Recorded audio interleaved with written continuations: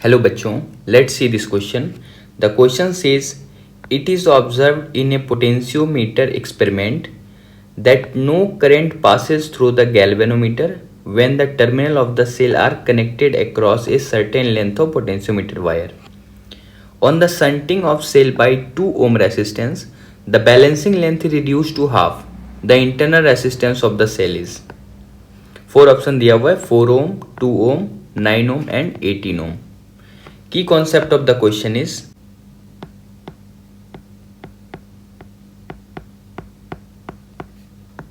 first key concept of the question is construction of potentiometer,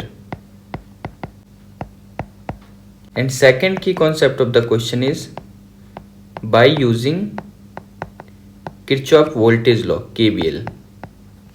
तो इन दोनों की concept की हेल्प से हम लोग इस क्वेश्चन को सॉल्व करेंगे।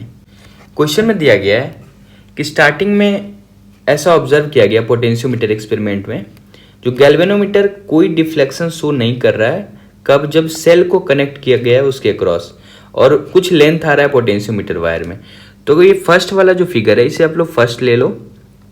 इसमें क्या है कि एक सेल को ये वाला सेल को एक इंटरनल रेजिस्टेंस के साथ जब गैल्वेनोमीटर से कनेक्ट करके पोटेंशियोमीटर वायर पे लगाया गया, तो सपोज कुछ सर्टेन लेंथ पे उसका नल पॉइंट है, यानी गैल्वेनोमीटर जीरो डिफ्लेक्शन शो किया, तो इस लेंथ को हम लोग एल मान लेते हैं सपोज।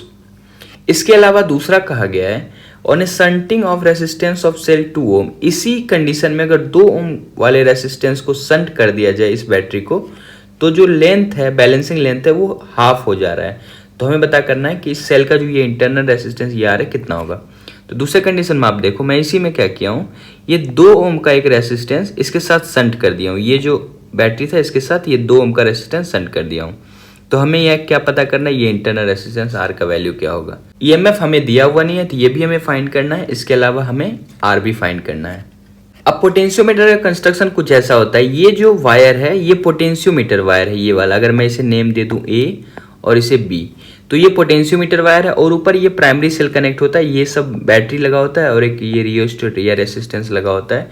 हमें सिर्फ ये सोचना है कि ये जो वायर है इस पर कुछ पोटेंशियल ड्रॉप या पोटेंशियल ग्रेडियंट आप पढ़ते हो, मतलब पर यूनिट लेंथ पोटेंशियल कितना होगा। तो सपोज एल लेंथ पर इसका नल पॉइंट है। नल पॉइंट का मतलब है कि गैल्वेनोमीटर से कोई करंट पास नहीं हो रहा होगा। इसका मतलब है ये ए पॉइंट, और अगर मैं इसे सी पॉइंट बोलूं तो ए और सी का पोटेंशियल ड्रॉप वही होगा जितना यहां से लेकर यहां तक के पोटेंशियल ड्रॉप होगा। और आप समझो कि इसमें कोई करंट पास नहीं हो रहा है। इसका मतलब है ए, ये पॉइंट ए और पॉइंट सी के बीच का जो पोटेंशियल ड्रॉप होगा वो इस सेल के बराबर ही होगा।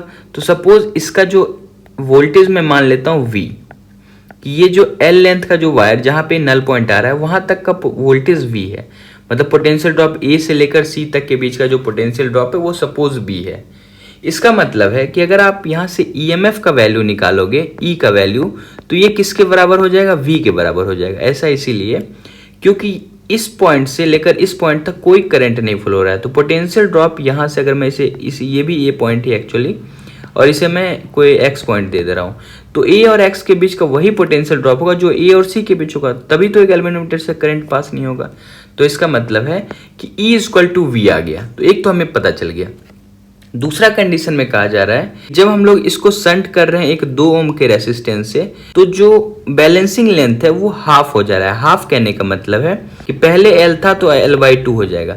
अब क्योंकि ये जो पोटेंशियोमीटर वायर है इसका पर यूनिट लेंथ बराबर होता है, इसका मतलब इसका जो पोटेंशियल ड्रॉप होगा, अगर मैं इसे ए बोलूं और इस पॉइंट को मैं सपोज डी बोल देता हूँ, सी डी बोल देता हूँ इस पॉइंट को, अगर मैं इसे डी बोलूं तो इसका मतलब है कि ए और डी के बीच का लेंथ आधा हुआ है तो पोटेंशियल ड्रॉप भी आधा हो जाएगा। तो पहले वी माने थे तो इस बार V/2 हो जाएगा, क्योंकि ये जो पोटेंशियोमीटर वायर जो यूज होता है पोटेंशियोमीटर में उसका पर यूनिट लेंथ पोटेंशियल बराबर होता है। तो अब हम लोग क्या कर सकते हैं, अगर हमें ये दो डायग्राम अगर आप समझ गए हो, ये दोनों सर्किट अगर समझ गए हो, तो बस इसमें कैलकुलेशन करना है। अगर मैं सेकेंड सर्किट को नेक्स्ट पेज में ले लूँ, तो अब इस सर्किट में करना क्या है, हमें ये पता चल गया ये E का वैल्यू, ये जो E है इसका वैल्यू V के बराबर आया है। इसके पहले वाले सर्किट से हमें पता चल गया था E का वैल्यू V के बराबर है। अब जब इस 2 ओम वाले रेसिस्टेंस को आप जोड़ोगे तो आप देखो ये भी एक लूप बन जा रहा है और इसमें भी करंट फ्लो होने लगेगा। अगर सपोज इसमें इस लूप में करंट आई फ्लो हो रहा है तो अगर आपको आई निकालना है तो आई इक्वल टू ओम्स लगा तो V अपॉन आर। तो इस लूप में ई बैटरी है तो ई डिवाइडेड बाई आर कितना है, तो एक इंटरनल रेसिस्टेंस है और ये कि 2 ओम का रेसिस्टेंस है। ये आप दोनों सीरीज में है क्योंकि एक लूप बन रहा है तो ये दोनों सीरीज में है। सीरीज में इसलिए क्योंकि इधर से कोई करंट पास नहीं हो रहा है। तो यहाँ पे भी आप R+2 हो जाएगा तो I equal to E divided by R+2। इस चीज़ को आप ये भी लिख सकते हो कि इसमें करंट I किसके बराबर है, V divided by R+2।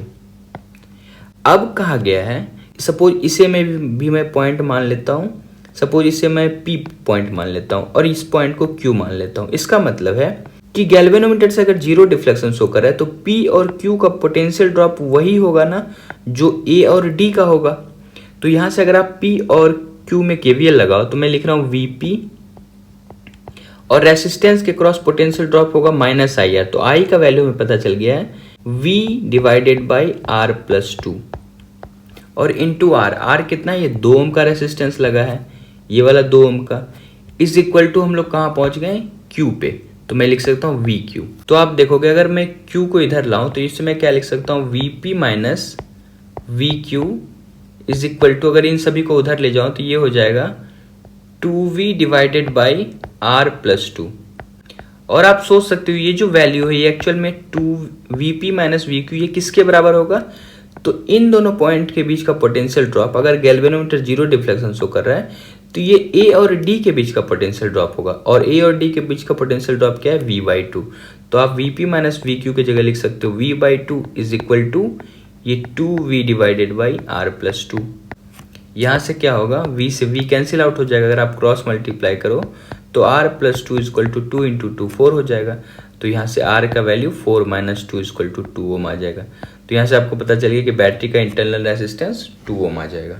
So the correct option is option number 2। Hope you understood it well. Best of luck. Thank you.